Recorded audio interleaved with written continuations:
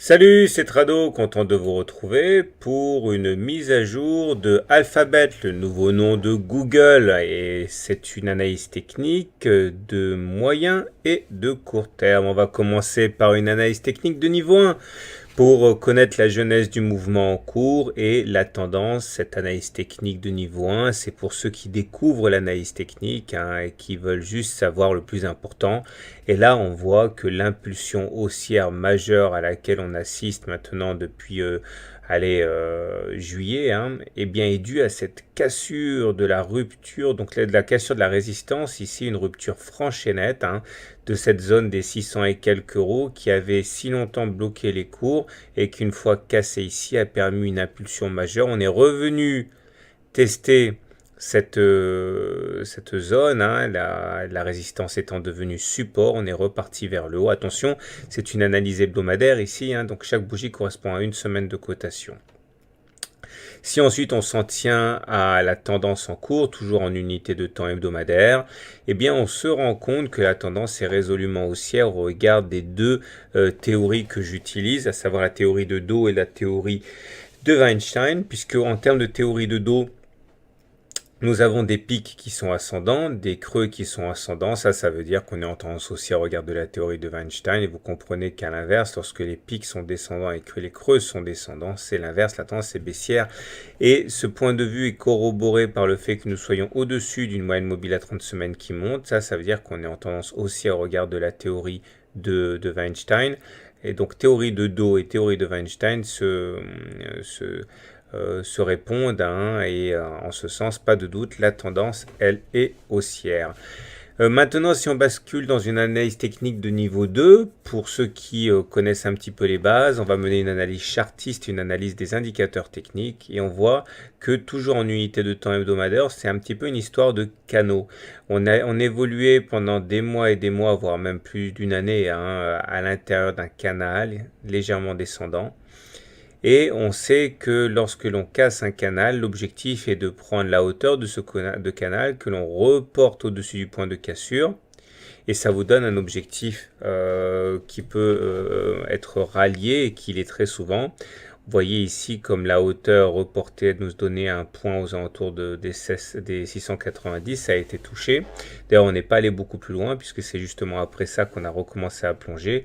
On a repris appui sur le canal et on est reparti de l'avant, mais c'était pour mieux dessiner un nouveau canal ici orange, dans lequel là aussi les évolutions sont assez claires. On voit que l'objectif serait d'aller chercher le haut du canal. Ça me semble un petit peu difficile, mais en tout cas, on a une résistance ici constituée par la base de ce canal qui pourrait nous donner un petit peu de support en cas d'attaque baissière. Maintenant, si on essaie de mener une analyse technique, mais de plus court terme, c'est-à-dire en unité de temps journalière, ici chaque bougie correspond à une journée de cotation, on voit que on a ouvert un gap très important ici. C'était sur la séance du 25. Et l'objectif théorique, s'il s'agit d'un gap de continuation, c'est de prendre la distance qui a été parcourue avant le gap, de le reporter après le gap, c'est-à-dire aller chercher les 780-790 dollars par action Google, enfin Alphabet maintenant. Les indicateurs techniques corroborent la bonne santé de l'action, puisque nous sommes dans une situation où le stochastique est en zone de surachat. Ça, c'est une zone qui est très favorable aux haussiers, une zone où il est très dangereux de spéculer à la baisse et où la hausse est plus probable que la baisse. Attention, une cassure en dessous de la zone des 80 entraînerait une attaque baissière, comme ça s'est produit ici. Ok, ou encore ici dans une moindre mesure.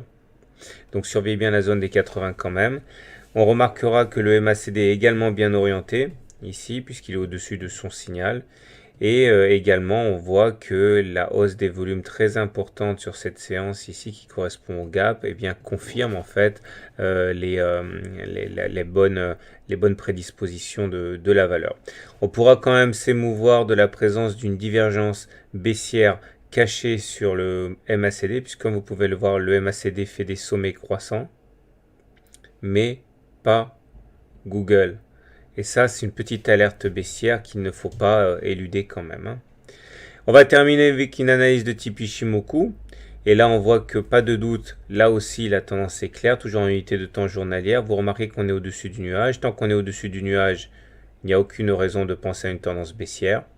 On voit que la Tenkan et la Kijun jouent parfaitement le rôle de support. Lors des attaques, soit c'est la Tenkan qui freine la baisse, soit c'est la Kijun. Donc on a nos deux rideaux défensifs, Tenkan, Kijun. Donc la tendance elle est haussière et elle le restera tant qu'on ne passera pas en dessous du nuage. Donc si on fait le bilan, c'est tout à fait haussier. C'est haussier à moyen terme, c'est haussier à court terme. Tant qu'on ne passe pas en dessous de la Tenkan ou de la Kijun ou encore plus du nuage, il n'y a aucune raison de s'inquiéter. On peut tout à fait consolider et rebondir. La Tenkan et la Kijun sont nos deux premières sentinelles pour nous mettre en garde en cas de baisse. Retenez également que malheureusement, sur les indicateurs techniques, il y a une divergence baissière cachée. Je l'ai expliqué, mais il suffirait qu'on aille plus haut que le plus haut de cette bougie, à savoir les 755 à peu près, pour invalider cette divergence baissière. Donc a priori, pour l'instant, encore une fois, tout se présente bien pour Google. Je vous souhaite une bonne journée, je vous souhaite de bons trades et je vous dis à très bientôt pour une autre analyse technique.